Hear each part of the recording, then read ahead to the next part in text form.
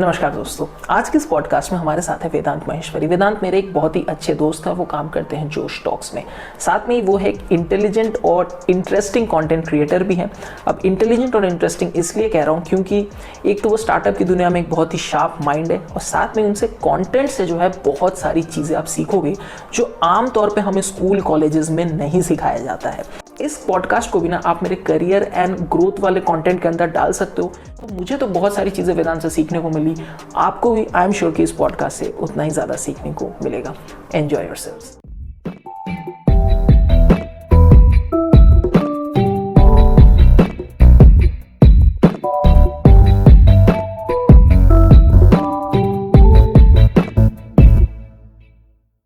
सबसे पहला मैं क्वेश्चन से शुरू करता हूँ कि how much sensible is car buying. मतलब आज के डेट में अगर आप देखो तो 25 टू 30 इयर्स के बीच में ही लोग अपनी फर्स्ट कार खरीदते हैं। इंडिया की जो large chunk, major chunk of buying जो है वो फर्स्ट टाइम कार बायर्स खरीदते हैं। तो आपको क्या लगता है कितना ज़्यादा सेंसिबल बाइंग ऑप्शन ये होता है या चॉइस होता है इन्वेस्टमेंट के तौर से अगर देखा जाए तो? देखिए, I think car buying is more of need based से कम आज के रेट पे it has become a luxury या फिर दिखाने वाली चीज, वेयरइन यू हैव टू दिखाना है कि अच्छा मैं जॉब कर रहा हूँ या फिर मैं बिजनेस कर रहा हूँ, इतनी कमाई हो रही है इसलिए गाड़ी होनी चाहिए। क्या गाड़ी की एक्चुअली इतनी रिक्वायरमेंट है? मोस्ट जगहों पर नहीं होती है। स्पेशली अगर आप एकदम अर्बन सिटीज की अब बात करो तो most people are actually moving from owning a car to using Uber. ठीक है, उबर ओला यूज करके वो अपना काम निकालते हैं, उसमें पैसे भी बचते हैं बहुत ज्यादा, नंबर 1, और उसके अलावा आप एनवायरनमेंट को भी हेल्प कर रहे हैं, नंबर 2, एंड नंबर 3 कार के ओनरशिप जो कॉस्ट होते हैं वो बहुत हाई होते हैं, मेंटेनेंस कॉस्ट भी बहुत हाई होते हैं। तो unless mentally actually using it to show off a lifestyle, I don't see, या फिर आपके बिजनेस में इतनी रिक्वायरमेंट है, आपको इतनी ट्रैवलिंग होती है, कार्स की जरूरत नहीं होती है। मोस्ट चीजें आप ऐसे कर सकते हो विदाउट अ कार, बट या that's where we come to, and धीरे धीरे ये बढ़ेगा ही।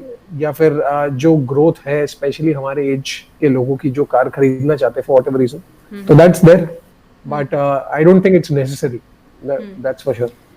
लेकिन देखो, अब जैसे आपको बताइए कि मेरा जो चैनल है वो कार पे ही है, ऑटोमोटिव पे है, इंडस्ट्री पे है।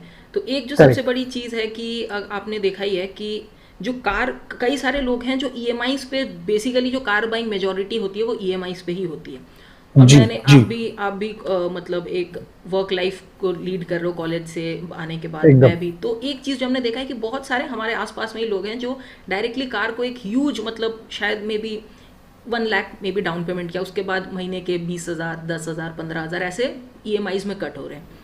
तो आपको किस तरीके से आप समझाओगे कि अगर मान लो किसी को लेनी है कार, ठीक है, अब उसको तो वो एक पर्सनल चॉइस है, तो किस तरीके से आपको चाहिए कि मनी मैनेज किस तरीके से करें कि लोग जो है जिसको भी कार लेनी है वो properly without burning a hole in the pocket they can at least buy और get their own car. So what are the tips that you will share with them? देखो, सबसे पहले तो मैं ये बोलूंगा कि रिच डैड पुअर डैड करके एक बुक है, उसमें बहुत अच्छे से कॉन्सेप्ट एक्सप्लेन किया गया है, एसेट एंड लायबिलिटी का कॉन्सेप्ट, है ना। वो बोलते हैं कि बहुत सिंपली एक्सप्लेन्ड, एसेट वो चीजें होती है जो आपके पॉकेट में पैसे डालती है, लायबिलिटी वो चीजें होती है जो आपके पॉकेट से पैसे निकालती है, एज सिंपल एज दैट। ठीक है, अब एक गाड़ी की एग्जांपल लेते हैं। गाड़ी is a great good example of something that takes money out of your pocket, it does not put money in your pocket. तो if anybody is buying a car, the first thing that they need to understand is that it is taking money out of their pocket. क्या वो उस जगह पर है, क्या वो उस सिचुएशन में है, क्या इसकी एक्चुअली जरूरत है, इस चीज को समझना बहुत जरूरी है। It is not a need, it is a want. गाड़ी खरीदना इज अ वांट। बहुत कम जगहों पे ऐसा होता है कि it is actually a need to purchase a car, it is a want. ठीक है, ये नंबर 1 है। नंबर 2 ये है कि जब तक आपको ऐसा नहीं लगता कि बहुत ज्यादा जरूरी है, या फिर आपके पास इतनी बड़ी इनकम नहीं है जो उस कार को परचेज करना जस्टिफाई करती है, उसको नहीं करना चाहिए एकदम। आई मोस्टली नो लाइक, और इसके लिए कुछ थंब रूल्स होते हैं जो मैं फॉलो करता हूँ, and this applies to both. जैसा अपने लोग ने बात किया था, घर अगर आप खरीद रहे हो तो उसके लिए भी बहुत हद तक अप्लाई करता है, because one of the biggest purchases that you make in your life is a home, and the second biggest purchase that you probably going to make is a automobile, a car. ठीक है, और उसमें कुछ thumb rules है जो follow करने चाहिए अपने लोगों को typically, which goes something like, let's say for example, rule number 1 is that कि जो गाड़ी का कॉस्ट होना चाहिए वो आपकी एनुअल इनकम से ज्यादा कभी भी नहीं होना चाहिए। तो अगर लेट्स से फॉर एग्जांपल आप साल का 4 से 5 लाख रुपए कमाते हो, ठीक है, तो आप नंबर 1, आपकी गाड़ी उससे ज्यादा महंगी तो हो ही नहीं सकती। Like that would be the biggest stupidity that you make. That's number 1।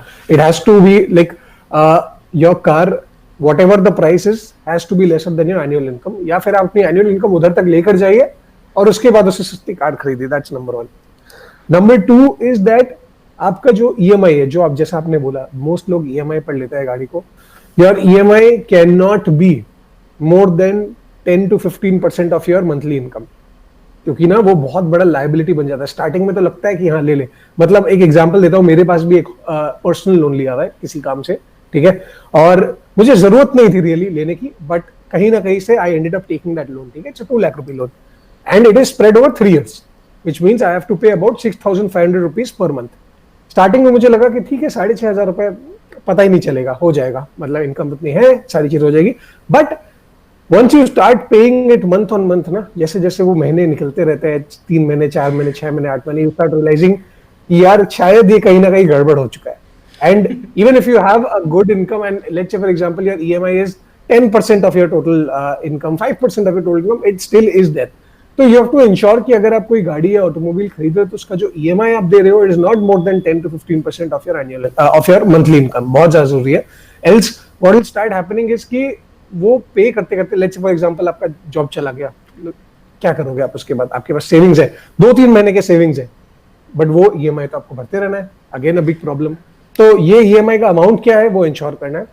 Rule number 3 is जितना ज्यादा आप डाउन पेमेंट करो उतना आप बचोगे, विच मीन्स मोस्ट पीपल क्या करते हैं कि वो 10% 20% डाउन पेमेंट लेकर बाकी सारा का सारा लोन ले लेते हैं. I would actually go so far as to say कि आपको मिनिमम 40 to 50% डाउन पेमेंट करना चाहिए, नो मैटर व्हाट व्हीकल या क्या कॉस्ट का आप खरीद रहे हो. That is also minimizing the debt that you are taking उस गाड़ी पर. अगर आप 5 लाख रुपए की गाड़ी खरीद रहे हो तो कम से कम आप 2.5 लाख रुपए डाउन पेमेंट कर रहे हो.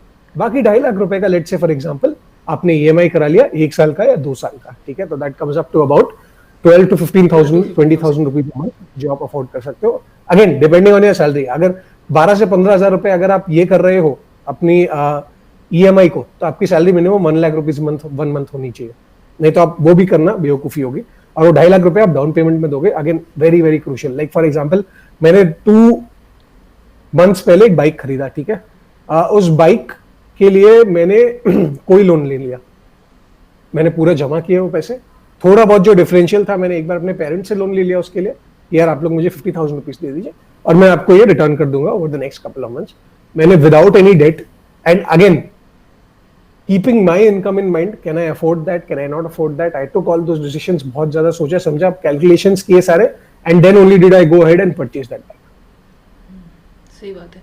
तो अभी जैसे आप देखो कि अभी मेजॉरिटी जितने भी कार्स मार्केट में लॉन्च होते हैं उसकी ऑन रोड प्राइस चाहे वो 5 लाख की 4.99 की से कोई कार लॉन्च होती है, लेकिन वो ऑन रोड जाते जाते 6-6.25 हो जाती है. जी, आज के डेट में अगर हम ये रियलिटी है, आज के डेट में कोई एवरेज ग्रेजुएट अगर एक नॉर्मल सी जॉब भी लेता है तो समवेयर अराउंड उसकी पैकेज लगती है 3.5 लाख. आप इस पे बेटर बता सकते हो, आपको बेटर आइडिया नहीं, आप सही बोल रहे हो, ठीक है. बट जो मैंने देखा है यूजुअली 3.5 और विद इन से जॉब के 1 या 1.5 साल में ही आजकल इनफैक्ट जब से ये BS6 नॉर्म्स वगैरह हैं तो बाइक्स वगैरह भी जो है 1 लाख 1.5 लाख तक पहुंच जाते हैं. इनफैक्ट द एक्टिवा अब उसके वो भी जो है 70-80 हज़ार की मिलती है. तो वो किस तरीके से मनी को मैनेज करे कि एक बहुत टाइम अब post Covid pre Covid world में अगर हम देखते हैं तो पोस्ट कोविड वर्ल्ड में कई लोग अपना पर्सनल ट्रांसपोर्ट लेने का सोचते ही हैं कि नहीं हम लेंगे, तो वो किस तरीके से मतलब करे. क्योंकि ऐसे मेरे पास बहुत सारे क्वेश्चंस आते हैं कि मेरे पास मैं इतना लोन ले लूँगा और से मैं 2 लाख की बाइक ले लूँगा, 3 लाख की बाइक ले लूँगा, बट कहीं ना कहीं they have just started off with शौक पूरा करने वाली बात है. और देखिए शौक के साथ ऐसी चीज है ना, जैसे जैसे आप बढ़ते रहोगे आपकी शौक और बड़ी होती रहेगी. अभी आप अगर 30,000 रुपीज कमा रहे हो पर मंथ का और आपको 2 लाख रुपए की बाइक खरीदनी है, तो जब ये 60 होगा तो आपको 6 लाख रुपए की बाइक खरीदनी होगी. और ये क्या होगा, ये जो होल इन द पॉकेट होता रहेगा ना, वो बढ़ता रहेगा, वो कम नहीं होना है कभी. लाइक आपकी ग्रीड जो रहती है वो हमेशा बढ़ती है, ह्यूमन नेचर है, इसके लिए किसी को ब्लेम नहीं करना है. ये समझना है कि एग्जैक्टली कब किया जाए. क्या एक फ्रेश ग्रेजुएट को किसी भी बाइक या गाड़ी की जरूरत है? आई डोंट थिंक सो. क्या आज के रेट पे अगर आप कोई भी टियर 1 टियर 2 टियर 3 सिटी में भी रह रहे हैं तो क्या आपके पास ऑल्टरनेट ऑप्शंस अवेलेबल है? जी हाँ. क्या करिए, अगर आपको खरीदना भी है, here is the alternative way. उसको आप लोन पर मत लीजिए या फिर आप ईएमआई पर मत लीजिए, आप उसको 6-8 महीने 10 महीने पैसों को बचाइए और उसके बाद डाउन पेमेंट करके पूरा ले लीजिए. So of course you are depriving yourself of the pleasure कि 8-10 महीने बाद में लूं, but that would always be the most sensible decision when you're going around purchasing any sort of vehicle. ठीक है. And if you're, let's say for example, just starting out in your career, अगर आपके पास कोई job है 30-35,000 rupees more और less आप कमा रहे हैं हर महीना, तो उस टाइम पे तो व्हीकल खरीदना is a big no no. Again like I said कि आपके खुद के खर्चे ही नहीं निकलेंगे. उसके बाद आपको नई नई जॉब है तो बाहर भी जाना है, गर्लफ्रेंड बॉयफ्रेंड को भी घुमाना है, डेट्स पे भी जाना है. क्या आप वो चीजें पूरा करोगे कि आप उसके साथ में एक व्हीकल भी खरीद लोगे, वो भी पूरा करोगे? व्हीकल इज समथिंग जो आप 100% डिले कर सकते हो. क्या करना है, 6-8 महीने आपको ऑटो यूज करना है या फिर उबर या मोटो यूज करना है, एकदम 100% करिए, पैसे बचाइए उधर. और बाकी हर महीने आप अगर 5,000 रुपए बचा रहे हो और आपको पता है कि आपको खरीदना है, तो 5,000 रुपए सेपरेटली एक अलग बैंक अकाउंट में जाकर रख दीजिए. जब वो 5,000 का 50,000 होएगा, तब आप 50,000 की डाउन पेमेंट करके 1 लाख रुपए का बाइक खरीद लीजिए. ठीक है, दैट वर्क्स. हाँ, अभी आपके एक वीडियो जो मैंने रिसेंटली, जो आपका रिसेंट वीडियो आया था, उसमें आपने बात किया था, जो किताब है ना मनी, साइकोलॉजी ऑफ मनी. तो ये जो एक साइकोलॉजी ऑफ मनी होती है, ये कई लोगों को नहीं समझ में आती है, और कई लोग हैं जो मतलब पढ़ने में इतना इंटरेस्ट नहीं रखते हैं, स्पेशली हमारे बहुत सारे ऑडियंस है. लेकिन ये बहुत इंपॉर्टेंट चीज़ है. जो 2 चीज़ तो मैंने आपसे खुद सीखा है. एक तो वैल्यू ऑफ कंपाउंडिंग, जो अक्सर आप ट्विटर पे बात करते हो, और हमने अक्सर मतलब इस चीज़ पे ट्विटर के जो हमारा यूनिवर्स, जो ट्विटर वर्ल्ड है, उसमें कई बार इस चीज़ पे हम अक्सर बातें करते हैं. और एक ये जो साइकोलॉजी ऑफ मनी है, इसको आप आसान सी भाषा में कैसे समझा सकते हो? बिकॉज मुझे लगता है कि ये लोगों को समझना चाहिए. जो पर्सनल फाइनेंस है, ये स्कूल में तो सिखाया नहीं जाता हमारे. सो अगर साइकोलॉजी और मनी की बात करें ना, तो मैं बुक की नहीं बात करूंगा, बट मैं एक जनरल माइंडसेट अप्रोच से उसके बारे में आपको जी. अनफॉर्चुनेटली ना, हम लोगों को कभी, स्पेशली अगर अपने इंडियन कंटेक्स्ट के बारे में बात करें, मैंने उस वीडियो में बताया कि देयर आर 2 थिंग्स दैट हमारे घर पे कभी बात नहीं होता जिसके बारे में. एक होता है सेक्स, दूसरा होता है मनी. इन दोनों चीजों के बारे में घरों में स्ट्रिक्ट दोनों है, कभी हम बात नहीं कर सकते, जिक्र नहीं कर सकते. अगर आप कोई भी सवाल पूछेंगे तो आपको करके बंद कर दिया जाएगा. रियलिटी ये है कि इन मोस्ट केसेस हमें ये बंद क्यों किया जाता है, इज बिकॉज हमारे पेरेंट्स भी इसके बारे में खुद फेमिलियर नहीं है, कंफर्टेबल नहीं है, समझते नहीं है. वो पैसों के कॉन्सेप्ट को नहीं समझ पाते. मोस्ट केसेस में ऐसा नहीं होता है. लाइक हम सारे मिडिल क्लास फैमिली से आते हैं, करेक्ट, एंड उधर भी उन्होंने जो देखा है अपनी जिंदगी में पैसों के साथ, वो आपको बोलेंगे कि यार हमें लगता है कि ये होता है इसलिए तुम्हें ये करना चाहिए. But the reality is that उनको भी अनफॉर्चुनेटली कहीं ना कहीं वो एक्सपोजर नहीं मिल पाया है, because of whatever reason. उनके टाइम पे इंटरनेट नहीं था. One of the biggest things जो आज और मैं आपके पास जो एक्सपोजर है, नॉलेज है, वो चीज उस टाइम पर नहीं थी. तो everybody's knowledge of money is proportionate to the kind of exposure that they have had in their life. ठीक है, वो चाहे अब अगर किसी ने अपनी जिंदगी भर as a daily wage labourer निकाला है, तो उसको पैसों की अंडरस्टैंडिंग उतनी ही होगी. और अगर किसी ने इन्वेस्टमेंट बैंकिंग किया अपनी जिंदगी भर, तो उसको पैसों की अंडरस्टैंडिंग बहुत ज्यादा अलग होगी. करेक्ट. तो हमारा जो डिस्पोजिशन होता है पैसों की तरफ, मनी की तरफ, की कितना आना चाहिए, कितना जाना चाहिए, उसके साथ क्या करना चाहिए, सेव कैसे करना चाहिए, इन्वेस्ट करना चाहिए, is a direct function of आपने क्या देखा है, सुना है अपने घर वालों से, और आप कितना अपनी नॉलेज को बढ़ाने के लिए आज के डेट पे रिसर्च या फिर प्रोएक्टिवली चीजें को लिए काम करते हो. अब इस बुक में बहुत अच्छे से एक्सप्लेन किया गया है प्राइमरली कि देखिए, हम सबके लिए पैसों का जो कॉन्सेप्ट है इज डिफरेंट. हम सबके पास, क्योंकि ये एक्सपीरियंस अलग है, हमारे पेरेंट्स पैसों के लिए अलग अलग चीजें बोलते हैं, हमने देखा है, हमारे experiences ourselves with money has been very very different. तो our understanding of money is very different, which is okay. But at the same time पैसों के कुछ कॉमन रूल्स होते हैं जो शायद आज तक आपको नहीं पता थे. पैसों के कुछ कैरेक्टरिस्टिक्स होते हैं जो आपको नहीं पता थे. तो उन कैरेक्टरिस्टिक्स को आप समझिए. जैसे कि आपने अभी बोला, कंपाउंडिंग की जो कैरेक्टरिस्टिक होती है पैसों की, कि आप जितने समय तक पैसों को रहने दोगे उतना पैसे बढ़ेंगे. अगर आप 2-3 साल में सेव करके इन्वेस्ट करके निकाल दोगे, उसका कोई फायदा नहीं होगा. उसको 20-30 साल तक अगर आप रहने दोगे, तब एक्चुअली उसका फायदा आपको दिखने लगेगा. वॉरेन बफे का जो नेट वर्थ है ना, उनके net worth I think, I am not sure कितने बिलियन डॉलर्स है, but what I am sure of कि एज ऑफ 65 के बाद उन्होंने 90% अपने पैसे कमाए हैं. After the age of 65 Warren Buffett ने अपने पैसों का 90% कमाया है. That chunk, that just goes on to show कि कंपाउंडिंग कितना ज्यादा इफेक्ट करती है, और आप जितने ज्यादा अपने पैसों को रहने देंगे इन्वेस्टमेंट्स में, उतना ज्यादा वो ऊपर बढ़ेगा. And if I am not wrong, उन्होंने अपनी इन्वेस्टमेंट जर्नी 11 साल उम्र से शुरू किया था, और उनका कहना था कि मैंने 11 साल लेट शुरू किया. मतलब एक जगह मैंने उनके एक I was listening to, yes absolutely, हां सही बोल रहे हो. हां. तो अब ये चीज़ बहुत ही एक इंटरेस्टिंग है कि जिसने 11 साल के एज से ही इज इन्वेस्टिंग, एंड उनकी जो नेट वर्थ अभी है वो 60 के बाद बनी है. तो दैट मीन्स कि मतलब द कोर आइडिया लाइज कि आपको पैसे जो है, मतलब जैसे अगर मैं अपना एक वो बताऊं, तो मैं हमेशा से, या मोस्टली स्कूल वगैरह में यही बातें सुनते थे कि पैसे को बैंक में रखो, मतलब इन्वेस्टमेंट को ना एक बहुत ही गैम्बलिंग टाइप देखा जाता था। जी। तो ये अभी भी रिसेंट पास्ट में भी अगर मैं बात करूँ तो कई बार ऐसा हुआ कि जब हम कहते हैं कि शेयर मार्केट में लगाते हैं, या मे बी म्यूचुअल फंड में लोग जब बात करते लगाने की, तो कहते हैं ये तो गैम्बलिंग है। तो do you think this is, मतलब मुझे थोड़ा सा इस बात में आप अगर थोड़ा सा लाइट दे सकते हैं तो। एकदम भी गैम्बलिंग नहीं है। जो भी ये बोलता है, they themselves don't understand how it is working, like we discussed कि लोगों को पता ही नहीं होता कि क्या चीजें कैसे काम करती है। इसलिए to cover up their inadequacy of knowing it और their knowledge of not having that knowledge, वो बोलते हैं कि गैम्बलिंग है और उसको शैम बोल बोल के निकाल देते हैं। एकदम भी नहीं है। आई थिंक पैसों को अगर आप सेव कर रहे हैं, इन्वेस्ट कर रहे हैं, the only way to measure it is की by the rate of return, आपको कितने वापस मिल रहे हैं उस पैसे पे। विच मीन्स कि अगर आपने इस साल 100 रुपए लगाए, ठीक है, 100 रुपए इन्वेस्ट किए, इसको एक एग्जांपल के साथ लेते हैं कि let's say for example you have 100 rupees and वो 100 रुपीज आप वेरियस इंस्ट्रूमेंट्स में डालेंगे तो आपको कितना कितना एक्सपेक्टेड रिटर्न मिल सकता है। ठीक है, अगर आप इसको एक बैंक एफडी में डालेंगे, बैंक में आपने एफडी करा दिया, बैंक अकाउंट से शुरू करते हैं, आपने उसको बैंक सेविंग्स अकाउंट में रहने दिया। सेविंग्स अकाउंट टिपिकली आपको 3% इंटरेस्ट देता है, विच इज नथिंग। 3% तो इन्फ्लेशन उससे ज्यादा है, विच बेसिकली मीन्स कि अगर आप हार्ड कैश अपने अलमारी में रख रहे हो या फिर सेविंग्स अकाउंट में पैसे रख रहे हो तो आप इन्फ्लेशन को भी नहीं बीट कर पा रहे हो। वो पैसे की जो वैल्यू है वो month on month, year on year actually गिर रहा है। यानी कि अगर आप आज वो 100 रुपए का नोट लेकर रख दो और 10 साल बाद उसकी वैल्यू देखोगे आप, वो गिर गया होगा, वो बढ़ा नहीं है। That's number 1। तो कभी भी कैश नहीं रखना घर पे, बहुत लोग करते हैं कैश घर पे रखना, एकदम गलत आदत है। नंबर 2, सेविंग्स अकाउंट में रखना, अगेन गलत आदत है। अब आते हैं अपने बैंक के इंस्ट्रूमेंट्स पे, which is FD and RD. अगर आप फिक्स डिपॉजिट या रिकरिंग डिपॉजिट की बात करो, दीज आर इंस्ट्रूमेंट्स जो आपको टिपिकली बिटवीन 5 to 6% रिटर्न दे देते हैं। यानी कि 100 रुपए अगर आप इन्वेस्ट करोगे, आपको उस साल 5 से 6 रुपए मिल जाएंगे। Now this is the safest in most cases, but this is also, अगर आप एक्चुअली रिच होना चाहते हो, वेल्दी होना चाहते हो, then not ideal.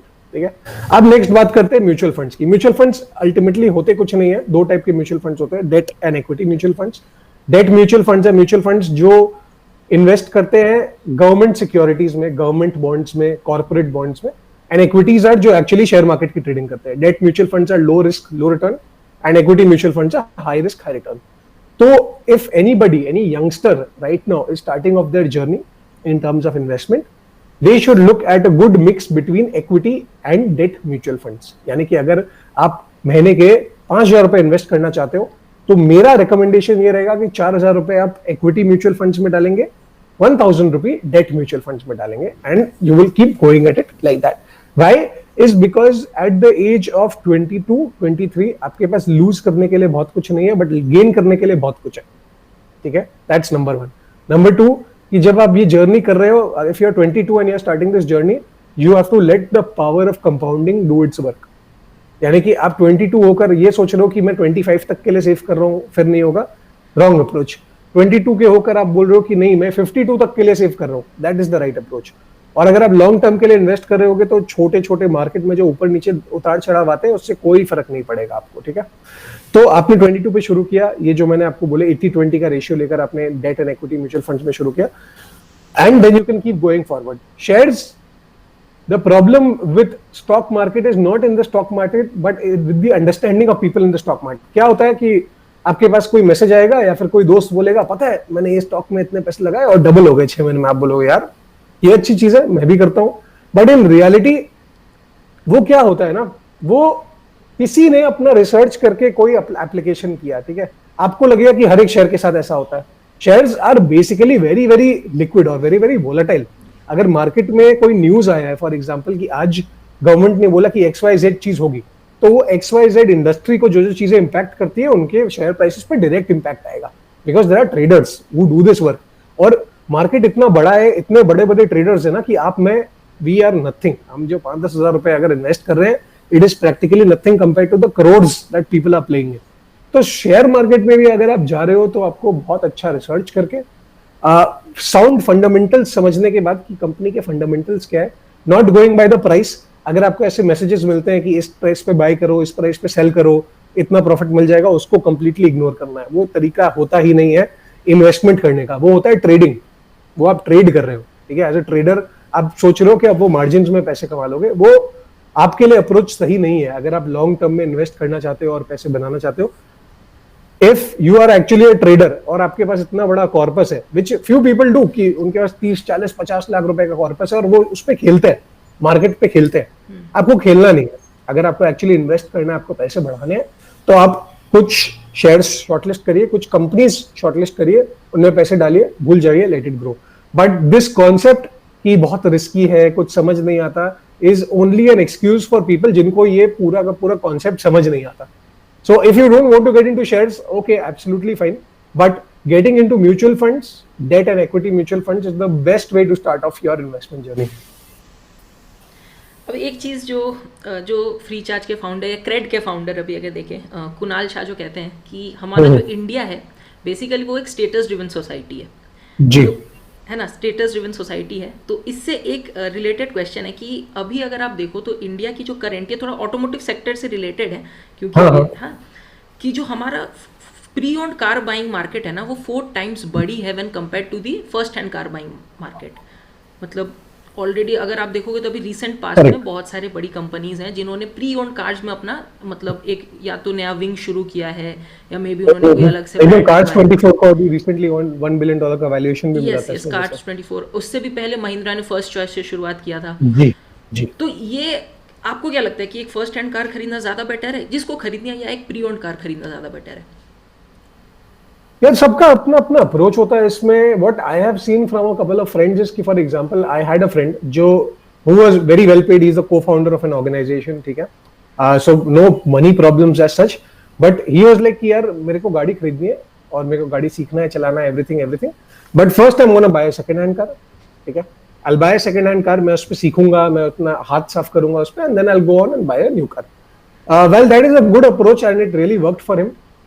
some of the disadvantages of that were automatically कि उसको ना उसने ढंग से देखकर नहीं खरीदा, उसने ब्लाइंडली खरीद लिया, ठीक है, तो उसमें क्या हुआ, उसके कॉस्ट बहुत आ गए। गाड़ी खरीदने के बाद भी इमीडिएटली उसे सर्विसिंग कराने के, टायर्स चेंज कराने के, ये कराना वो कराना, उसने मतलब जो गाड़ी खरीदी थी आई थिंक अराउंड 1.5 या 2 लाख रुपए की, उसने उसका 20% तो उसके ऊपर वापस देना पड़ गया उसे, because of he buying a pre-owned car that he did not know about. उसने रिसर्च नहीं किया, उसने खरीद लिया। So if you are going ahead and buying a pre-owned car, I don't see it as a problem at all. Like I said कि it completely depends on your mindset। आप गाड़ी क्या चीज के लिए खरीद रहे हो, क्या आप शो ऑफ करने के लिए खरीद रहे हो या फिर अपनी यूटिलिटी कंप्लीट करने के लिए खरीद रहे हो। अगर आप यूटिलिटी के लिए खरीद रहे हो, अगर आपको point A to point B to point C जाना है और वो गाड़ी में ही करना होगा for whatever reason, so second hand car will also do. But at the same time what is very important is that you obviously judge and understand कि वो गाड़ी का क्या कंडीशन है, क्या आपको वारंटी मिल रही है उसके साथ। ये वो इन्होंने एक गलत तरीके से खरीदा तो इसके लिए उनको पछताना पड़ा, but I don't see it as a problem and this shows why second hand cars की मार्केट इतनी बड़ी है। Because I also know a lot of people जो क्या करते हैं, इंस्टेड ऑफ बाइंग पहला गाड़ी नया का नया, क्योंकि क्या होता है ना, अब जैसे ही गाड़ी को शोरूम से बाहर लेकर चले जाते हो, आपका 20 से 25% डिप्रिसिएशन तो उधर का उधर हो गया इंस्टेंटली, कोई सोचेगा भी नहीं, कुछ नहीं। जैसे as soon as you take the key, take a brand new car out of the showroom, उसका डेप्रिसिएशन हो जाएगा 20 से 25%। आप किसी के पास भी जाओगे उससे कम में वो कोई आपको उतने पैसे नहीं देगा। तो जो डेप्रिसिएशन होता है सेकंड हैंड कार्स का कम भी होता है, विच मींस आप एक सेकंड हैंड गाड़ी को 2 लाख रुपए में खरीद सकते हो एंड आफ्टर 1 ईयर उसको 1,70,000 में निकाल सकते हो आराम से, अगर गाड़ी की कंडीशन अच्छी है। ये सेम चीज आप नई गाड़ियों के साथ नहीं कर सकते हो। एंड सेकंड हैंड गाड़ियों के साथ अगर आप अच्छे कंडीशन में लोगे तो वो दर्द भी कम होगा। कोई भी गाड़ी खरीदते हो तो फर्स्ट स्क्रैच जब आती है तो दर्द बहुत होता है, सेकंड हैंड कार में वो दर्द कम होगा। सही बात है। एक्चुअली मैंने इसके ऊपर एक वीडियो भी बनाया था, खैर वो थोड़ा टेक्निकल चीज़ों पे था कि कैसे कार को जज करें and all those things, but उस पर मतलब कई लोगों का कमेंट आया था कि हम सेकंड हैंड कार खरीदे या नहीं खरीदे या कितना एडवाइजेबल रहेगा। तो ये मनी पॉइंट ऑफ व्यू से आपने काफ़ी अच्छे तरीके से समझा दिया। अब हम थोड़ा सा ना भारत पे आते हैं, जो हम स्टार्टअप वर्ल्ड में भारत कहते हैं ना। तो अभी जैसे मैं आपको बता रहा था कि जो रूरल इंडिया की जो कार बाइंग है या जो एनी जो भी, क्योंकि मैन्युफैक्चरिंग इंडस्ट्री से देखा जाए तो वो सबसे ज़्यादा ग्रोथ जो है वहीं से ड्राइव होके अभी आ रही है। क्योंकि कोरोना होने के पहले पोस्ट प्री कोविड जो था, जो वर्ल्ड था, उसमें हमने देखा था कि जो कार सेल्स थे बिल्कुल मतलब नील पे थे, काफ़ी चीज़ें ऐसी हुई। उसके बाद जो मेन ड्राइविंग फोर्स आया वो रूरल इंडिया से आया। तो अब मैं थोड़ा सा ना मार्केटिंग एंड एडवर्टाइजिंग के पॉइंट ऑफ व्यू से बात करना चाहूँगा कि एक सवाल आपके लिए है ये कि अभी अगर आप कितने भी कार के एडवर्टीजमेंट्स वगैरह देखो तो वो हमेशा अभी भी, ये मेरा अपना पर्सनल वो है, आप थोड़ा अगर इसमें बेटर बता सकते हो, वो हमेशा अभी भी एक अर्बन क्राउड को ही अट्रैक्ट करने की कोशिश करते हैं। But somewhere I personally feel कि जो रूरल इंडिया है, क्योंकि मैं भी एक छोटे शहर से आता हूँ और मैंने वहाँ पे भी ये चीज़ देखा है कि वहाँ की जो मेंटेलिटी है, वहाँ के लोग एम्बिशियस होते हैं, सब कुछ होते हैं, but that world is a lot different from what we see in से मुंबई और दिल्ली एंड समथिंग। तो ये आपको लगता है कि this because startups on the other hand ये काफ़ी अच्छे तरीके से करते जा रहे हैं, आपको लगता है कि बहुत सारे इस टाइप के जो कंपनीज हैं जैसे ऑटोमोबाइल मैन्युफैक्चरर्स हो गए, इनको अपनी एडवर्टाइजमेंट एंड मार्केटिंग को थोड़ी सी चेंज करनी चाहिए? क्योंकि अभी भी बहुत सारे कंपनीज हैं जो इतना अच्छा नहीं कर पाते इंडिया में, से मारुति सुजुकी या युंडई की अगर हम बात करते, they are ruling, but other companies are still struggling, whereas there is such a open big market, यहाँ पे इतनी ग्रोथ है, fastest growing two wheeler market है इन दी वर्ल्ड। तो इस तरीके से आपको लगता है, मतलब आप कोई भी रिसेंट पास्ट में कोई एडवर्टीजमेंट देखो या कुछ भी कैंपेन्स देखो तो? Interesting question. सो इसमें दो दो दो पार्ट्स में मैं आंसर करना चाहूंगा। सबसे पहला तो ये है कि Indian market is the biggest in the world for a lot of things. Two wheelers की बात कर लो, मोबाइल फोन्स की बात कर लो, etcetera etcetera, but at the same time it is the most difficult market to navigate, because हमारा देश ऐसा है जहां पर हर 100 किलोमीटर में भाषा चेंज होती है। तो उसके बाद लोगों की साइकी भी उतनी चेंज होती है, लोगों का बात रहने का तरीका, रहन सहन का तरीका, what they perceive about things, products, company, services बहुत डिफरेंट है। It is very difficult for a company to actually make it big in our country. And ये अपने लोग ने शेवरोले के साथ देखा हुआ है, जीएम के साथ देखा हुआ है, क्या हुआ था उनका। They had all the money, they had all the power, nothing, they had to go back. Two wheelers की बात करें, हार्ली डेविडसन के साथ ये सेम चीज हो चुकी है, where Harley Davidson had to go back primarily because उनके पास पैसे थे, उनके पास वो प्रोडक्ट्स थी, बट उनके पास मार्केट अंडरस्टैंडिंग नहीं थी, या फिर लोग क्या करना चाहते हैं, कैसे करना चाहते हैं, what their desires are was not met. अब this is part one to the question. So India is a very difficult market to navigate, and hats off to all the people who do a successful job at it, because एकदम easy नहीं है। Secondly, if we come to the type of marketing, अगर आप बोल रहे हो जो auto companies करते हैं, which is more of a urban driven marketing, I think at the back of it, what drives this entire, and this is my opinion, I can be completely wrong, but I think what drives this entire approach to the marketing is the fact that number one, गाड़ी खरीदना is always an aspirational purchase, जैसा कि हमने बात की थी। It is generally not a purchase जो आप need based तरीके से कर रहे हो। अगर आप especially rural India की भी अगर आप बात करो तो need based से आप क्या खरीदते हो, आप पिकअप ट्रक खरीदते हो। बट अगर आप actually aspirational तरीके से खरीद रहे हो, then you go on to buy, let's say for example Kia की SUV खरीद लेते हो आप, ठीक है, या फिर आप i20 खरीद लेते हो। तो these are all aspirational buys। और अगर अपने एस्पिरेशंस की बात करें, चाहे वो रूरल इंडिया में हो, चाहे वो सेमी अर्बन इंडिया में हो, aspirationally Indians want to move to cities and Indians want to, like, अगर मैं आपको एग्जांपल दूं तो I remember I had this conversation एक उबर ड्राइवर के साथ मेरे, एंड आई वाज लाइक कि आप उबर क्यों चलाते हो? तो उनका रिस्पॉन्स बहुत ही मतलब हार्ट वार्मिंग था। बोलता है कि मैं उबर इसलिए चलाता हूं ताकि मेरे जो बच्चे हैं ना, नंबर वन, वो उबर नहीं चलाए, और आप जो मेरे साथ ऐसे बैक सीट में बैठकर बड़े बड़े ऑफिसेस में जाते हो ना, मैं चाहता हूं कि मेरे बच्चे ये सेम काम करें, ठीक है, इसलिए मैं उबर चलाता हूं।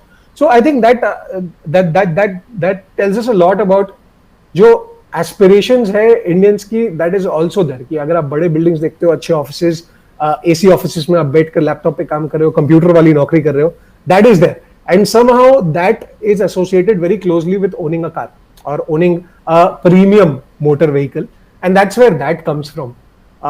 So I think that explains why marketing ऐसे किया जाता है, and mass को वो अभी तक अपील करता है। इधर niches आप बना लोगे, you know, let's say for example Kia does it in a different way than Nissan, than some MG for that matter. MG is not even looking at rural audiences for that matter. Like MG is purely urban upper middle class people. Similarly Kia is at a place where they are looking at thoda about tier 2 tier 3 but also tier 1. So that's where that kind of differentiates, but I think the overall theme remains the same, that Indians are aspirational about coming to the city and working. वो बहुत clear चीज है। ये अब ये आज के दौर में भी आपको लगता है कि ये है? क्योंकि मुझे मतलब अभी भी बहुत सारे लोग कहते हैं कि मतलब यार तुम दिल्ली में रहते हो या तुम वहाँ पे रहते हो, वहाँ पे अपॉर्चुनिटीज़ बहुत ज़्यादा है, बट आई पर्सनली फील कि अब जब ये remote work and all these things are मतलब टेकिंग इट्स स्पीड, तो ये क्या आने वाले 5 साल में चेंज होगा? मतलब 100%। Do you think? Absolutely change होगा। ये ग्लोबली चेंज हो रहा है, specially because of Covid, and I think it's as sad as the pandemic it's come at a great time, because it has made us realize कि हम अपने शहरों को ना बहुत बहुत खराब तरीके से ट्रीट कर रहे थे। We were growing our cities at a pace that is not affordable or feasible for anybody, है ना. What is definitely going to change is that people are going to get distributed. Remote working has already become so much accepted as compared to, मतलब Microsoft ने बोला कि वो जो 10 साल के लिए डिजिटल ट्रांसफॉर्मेशन प्लान कर रहे थे वो लिटरली उन्होंने 4 हफ्ते में कर लिया. 10 साल का ट्रांसफॉर्मेशन 4 हफ्तों में कर लिया because of Covid. And if an organization like Microsoft is saying that, that means that everyone else is going to follow suit. And what will mean is that internet वाला वर्क ज्यादा होता है. हमारा जो काम होता है typically, if you are working online, like for example my work is purely online, मुझे ऑफलाइन कुछ भी नहीं करना होता है, राइट. तो I can do it sitting from anywhere and that will definitely have a big impact. Number 1 on लोग कैसे काम करते हैं, नंबर 2 ऑन द ये सिटीज के अंदर जो ये ओवर क्राउडिंग होती है because of these jobs. But unfortunately this only affects the top 3 to 5% of the people in the country. The rest bottom 80% तो फिर भी फार्मर्स है, वो अपने खेत में जाकर काम करेंगे. और जो उसके ऊपर के 15% है वो फिर भी मैनुअल लेबर करते हैं या फिर स्किल वाला काम करते हैं. For example working in automotive factories, right, that can not change. तो this change is happening and it's change is happening only in the top 5%, but it's a good change. This is a signal for better things to come in the future. अभी जैसे मैं एक series कर रहा हूँ अपने channel पे, जहाँ पे मैं इंडस्ट्री 4.0 के बारे में बात कर रहा हूँ, because my background is into that industry 4.0 जिसमें lights out manufacturing, 100% like automated manufacturing, इन सब के बारे में. and the entire series is based on कि कौन कौन से skills जो हैं, because आज के डेट में क्या है ना, अगर आप सच बताऊँ तो मैकेनिकल इंजीनियर्स जब भी अपने कॉलेज में होते हैं तो there are lot of people जो बहुत पैशनेट हैं, बहुत पैशनेट है. वो सोचते हैं कि हम मे बी किसी बड़े ऑटोमोबाइल कंपनी में, किसी बड़े मैन्युफैक्चरिंग कंपनी में काम करें. And there are lot of people जिन्होंने डिप्लोमा किया होता है आफ्टर से 10th के बाद. तो वहाँ पे अभी भी अगर आप देखो तो जो जॉब का सिचुएशन है थोड़ा वो बहुत ज़्यादा अच्छा नहीं है. अच्छा नहीं है इन द सेंस कि देयर आर जॉब्स, मैं ऐसा नहीं कहूँगा कि वो जॉब्स नहीं है, लेकिन जॉब को पाने का तरीका, कैसे जॉब को हम ढूंढे, किस तरीके से हम उन चीज़ों को मतलब वो करें, या कौन से चीज़ों, क्योंकि बहुत सारे ऐसे जॉब्स हैं जो मुझे लगता है आने वाले 10 साल में इररिलेवेंट हो जाएंगे. जैसे बहुत सारी चीज़ें मैंने अभी देखा कि बहुत सारी चीज़ें जो मैं अपने डे टू डे जॉब में करता था, जिसके लिए शायद मैं 50-60 किलोमीटर ट्रैवल करता था, वो मुझे अब लगता है कि यार उसके लिए वो ज़रूरत ही नहीं थी जी. ठीक है, ऐसे ज़रूरत नहीं थी, लेकिन ऐसे बहुत सारे और भी जॉब्स हैं जिनकी रिक्वायरमेंट ख़त्म होती जाएगी. तो वो ही मैं पूरा सीरीज कर रहा था. तो आपको क्या लगता है कि कौन कौन से स्किल्स हैं, क्योंकि अभी मेरे जितने भी ऑडियंस उसमें बहुत कोई हैं जो अभी इस चीज़ की डिमांड कर रहे थे, तो आप अच्छे से और थोड़ा सा इस पर बता सकते हो कि कौन सी स्किल्स है जो आपको लगता है कि आगे आने वाले टाइम में होना ही चाहिए, इररिस्पेक्टिव ऑफ कौन से स्ट्रीम से पढ़ाई कर रहे हो या जो भी है. यार देखो, again this reminds me of another quote, software is eating the world, and this is specially true for India. मतलब अब अगर अपने इंडियन इकोसिस्टम की बात करें and the future of Indian jobs की बात करें, तो वन थिंग इज दैट कि we are not very strong at hardware. हमारा सारा हार्डवेयर चाइना में बनता है अनफॉर्चुनेटली, बट सॉफ्टवेयर में हम बहुत स्ट्रॉन्ग है. And by the time hardware catches up it will take some time. But अगर आप सॉफ्टवेयर इंडस्ट्री में काम कर रहे हो for the next 20 to 30 years, उसके बाद का मैं बता नहीं सकता, is the best time for you to work and make money, and these are going to be the best careers working in the software industry. So when I talk about software industry, अगर मैं थोड़े और depth में जाऊँ तो software का मतलब anything that let's say for example runs on the browser, runs on the laptop, runs on the iPad या फिर रन्स ऑन योर स्मार्टफोन. तो इसका मतलब एप्स हो गया, वेबसाइट्स हो गए, यू नो डेस्कटॉप सॉफ्टवेयर हो गए.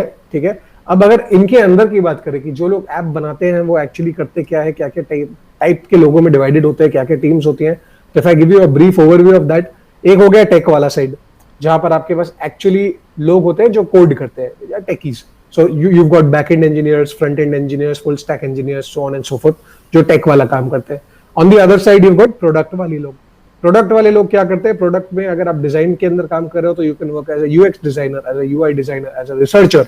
अगर आप प्रोडक्ट के साइड में बात करो तो you can work as a product manager, data analyst, you know data scientist, so on and so forth. Ultimately everything is going to be in software in the next 10 years. जितनी चीजें, like for example government ने भी अपने maximum services, in fact अभी मैं अपने bike के application जो ये होता है ना, क्या बोलते हैं, आरटीओ रजिस्ट्रेशन, उसकी प्रोसेस को ऑनलाइन फॉलो कर रहा था, correct. And I was surprised to see the kind of transparency even at a government level. ठीक है, इट वाज बेसिक, बट मुझे हर स्टेप पे पता था कि अगर मेरी एप्लीकेशन अटकी हुई है तो किसके पास अटकी हुई है, उस पर्सन का नाम क्या है.